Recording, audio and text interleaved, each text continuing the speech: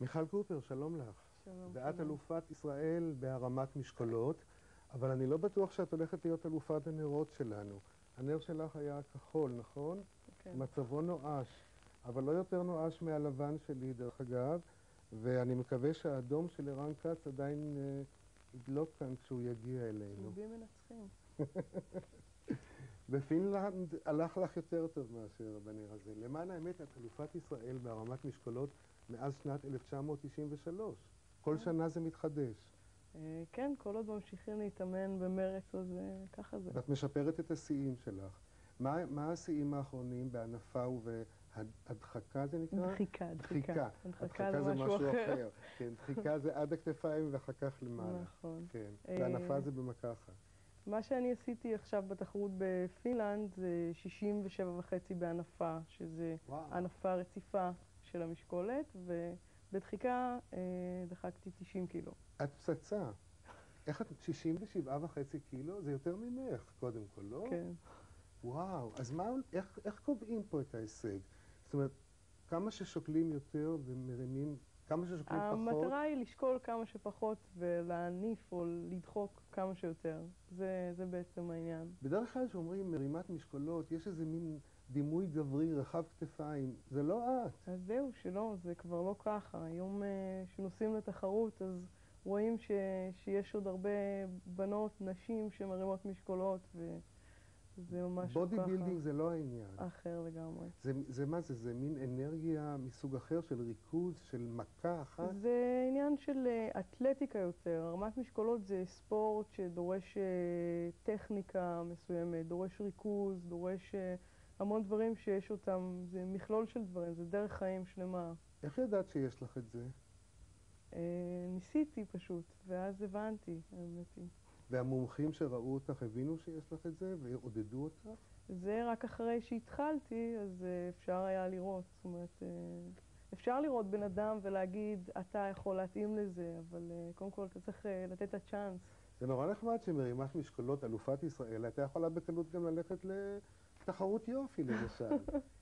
לסידני ב-2000, לאולימפיאדה, את חושבת? אני מכוונת. כן? מה הסיכויים?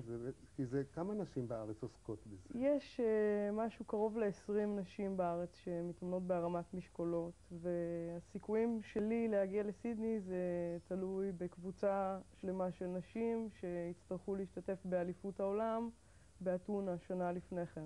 מבחינת ההישגים האישיים שלך, את קרובה למה שצריך כדי להגיע לסידני? ההישגים שדורשים ממני לעשות בסידני הם קבוצתיים יותר ופחות הישגים אישיים. זאת אומרת, חשוב מאוד שאני אגיע לאיזושהי רמה מספיק טובה.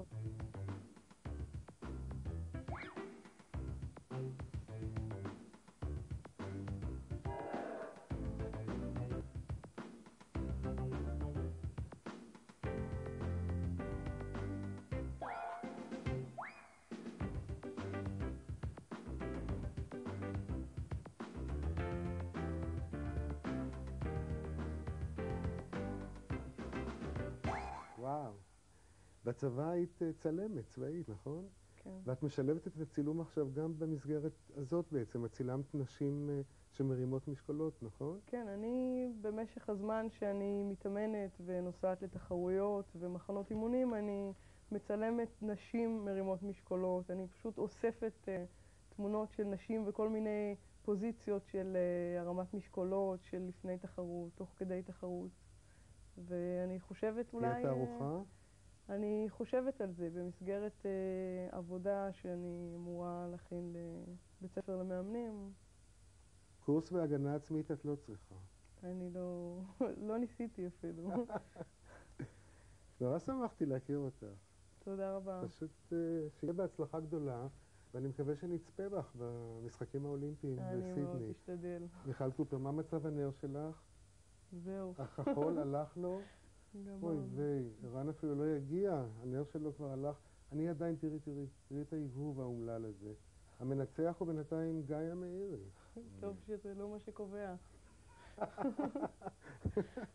ואנחנו בעוד סיפור של הצלחה. אגב, מעניין שמיכל השתתפה בעצם באליפות העולם, זה היה בפינלנד, וגם הדבר הבא נערך בפינלנד, וכאן